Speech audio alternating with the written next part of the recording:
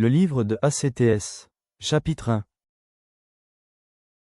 Théophile, j'ai parlé, dans mon premier livre, de tout ce que Jésus a commencé de faire et d'enseigner dès le commencement jusqu'au jour où il fut enlevé au ciel, après avoir donné ses ordres, par le Saint-Esprit, aux apôtres qu'il avait choisis.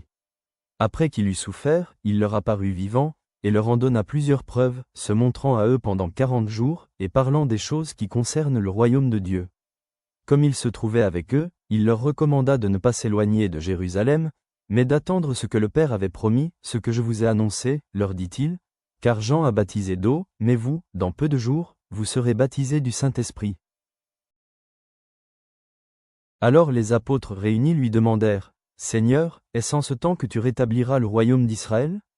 Il leur répondit, « Ce n'est pas à vous de connaître les temps ou les moments que le Père a fixés de sa propre autorité. Mais vous recevrez une puissance, le Saint-Esprit survenant sur vous, et vous serez mes témoins à Jérusalem, dans toute la Judée, dans la Samarie, et jusqu'aux extrémités de la terre. » Après avoir dit cela, il fut élevé pendant qu'ils le regardaient, et une nuée le déroba à leurs yeux. Et comme ils avaient les regards fixés vers le ciel pendant qu'ils s'en allaient, voici, 2 hommes vêtus de blanc leur apparurent. Et dirent, « Hommes galiléens, pourquoi vous arrêtez-vous à regarder au ciel ? Ce Jésus, qui a été enlevé au ciel du milieu de vous, reviendra de la même manière que vous l'avez vu allant au ciel. » Alors ils retournèrent à Jérusalem, de la montagne appelée des Oliviers, qui est près de Jérusalem, à la distance d'un chemin de sabbat.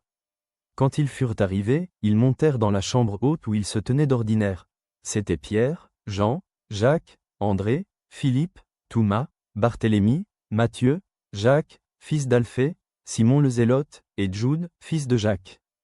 Tous d'un commun accord persévéraient dans la prière, avec les femmes, et Marie, mère de Jésus, et avec les frères de Jésus. En ces jours-là, Pierre se leva au milieu des frères, le nombre des personnes réunies étant d'environ 120. Et il dit, « Hommes frères, il fallait que s'accomplisse ce que le Saint-Esprit, dans l'Écriture, a annoncé d'avance, par la bouche de David, au sujet de Judas, qui a été le guide de ceux qui ont saisi Jésus. Il était compté parmi nous, et il avait part au même ministère. Cet homme, ayant acquis un champ avec le salaire du crime, est tombé, s'est rompu par le milieu du corps, et toutes ses entrailles se sont répandues. La chose a été si connue de tous les habitants de Jérusalem que ce champ a été appelé dans leur langue Akeldama, c'est-à-dire champ du sang. Or, il est écrit dans le livre des psaumes, que sa demeure devienne déserte, et que personne ne l'habite. Et, qu'un autre prenne sa charge. Il faut donc que, parmi ceux qui nous ont accompagnés tout le temps que le Seigneur Jésus a vécu avec nous, depuis le baptême de Jean jusqu'au jour où il a été enlevé du milieu de nous, il y en ait un qui nous soit associé comme témoin de sa résurrection. Ils en présentèrent 2, Joseph appelé Barsabas, surnommé Justus, et Matthias.